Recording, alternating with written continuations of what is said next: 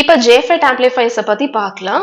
இந்த JFET amplifiers பார்த்தீங்க அப்படின்னா, இது எதுக்காக நம்ம கன்சிடர் பண்றோம் அப்படின்னா, நமக்கு இதுல ஒரு நல்ல voltage gain and high input impedance வந்து கிடைக்கும். ஸோ ஃபர்ஸ்ட் இதனுடைய ஸ்மால் சிக்னல் AC சர்க்யூட்டை வந்து பத்தி பார்க்கலாம். இதுல கிடைக்கிற transconductance value GM is equal to del ID divided by del VGS, அதாவது output current divided by input voltage, and drain resistance value RD is equal to del VDS divided by del ID at VGS is equal to constant value.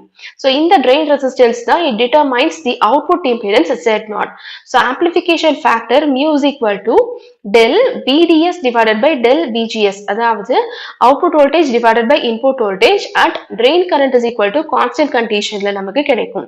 இப்போ நம்ம பார்த்த transconductance, amplification factor and drain resistance இருக்கிற relation என்ன அப்படின்னா mu is equal to RD into GM, அதாவது drain resistance into transconductance உடைய product தான் நமக்கு amplification factor கிடைக்கும். So low frequency conditionல நம்ம calculate பண்ணக்கூடிய parameters என்ன அப்படின்னா input impedance, output impedance and voltage gain.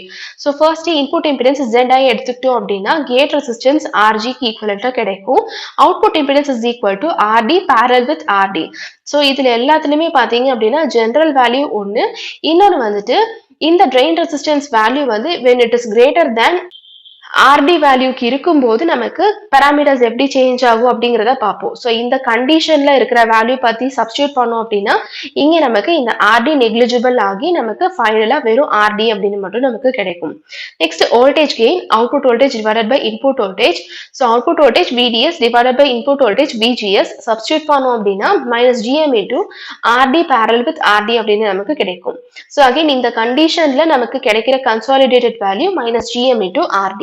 So first common source amplifier with bypassed RS பத்தி பார்க்கலாம், அதாவது self bias condition. இந்த கண்டிஷன்ல first input impedance RG நே தான் கிடைக்கும், output impedance which is RD and AV voltage gain வந்து பாத்தீங்க அப்படின்னா -GM into RD அப்படின்னு கிடைக்கும். ஸோ இதுக்கு முன்னாடி பார்த்த அதே வேல்யூஸ் நமக்கு இங்க ரிப்பீட் ஆகும்.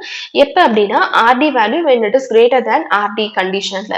ஸோ இந்த நெகட்டிவ் சைனை எது இண்டிகேட் பண்ணுது அப்படின்னா இன்புட் அண்ட் அவுட்புட் வோல்டேஜுக்கு நடுவுல நமக்கு ஒரு 180 டிகிரி ஃபேஸ் ஷிஃப்ட் இருக்கு அப்படின்றத ரெப்ரசென்ட் பண்றது தான் இந்த நெகட்டிவ் சைன்.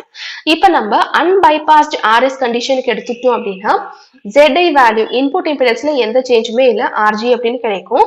ஆனா அவுட்புட் இம்பிடன்ஸ்ல வந்து பாத்தீங்கன்னா Z0 dash parallel with RD அப்படின்னு கிடைக்கும். இதுல இந்த Z0 dash அப்படிங்கிறது வந்து it is equal to V0 by ID at VI is equal to 0. So நமக்கு Z0 dash is equal to RD plus mu RS plus RS அப்படின்னு கிடைக்கும்.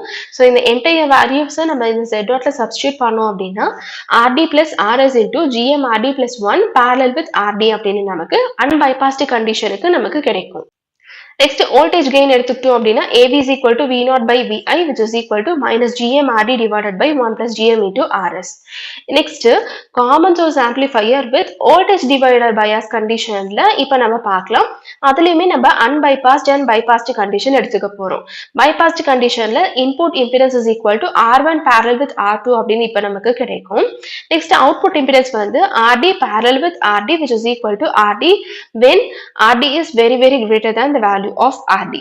And voltage gain எடுத்துக்கிட்டோம் அப்படின்னா -GM into RD parallel with RD and இதுல இந்த கண்டிஷன்னால பாத்தீங்க அப்படின்னா நமக்கு இந்த வேல்யூ வந்து நெக்லிஜிபிள் ஆகி ரிமைனிங் வேல்யூ RD அப்படின்னு நமக்கு கிடைக்கும். நெக்ஸ்ட் இப்போ அன்பைபாஸ்ட் டைப்புக்கு எடுத்துக்கிட்டோம் அப்படின்னா இன்புட் இம்பிடன்ஸ்ல எந்த சேஞ்சுமே இல்லை, so R1 parallel with R2 and output impedance எடுத்துக்கிட்டோம் அப்படின்னா இங்கே நமக்கு RD plus RS into mu plus 1 parallel with RD அப்படின்னு கிடைக்கும்.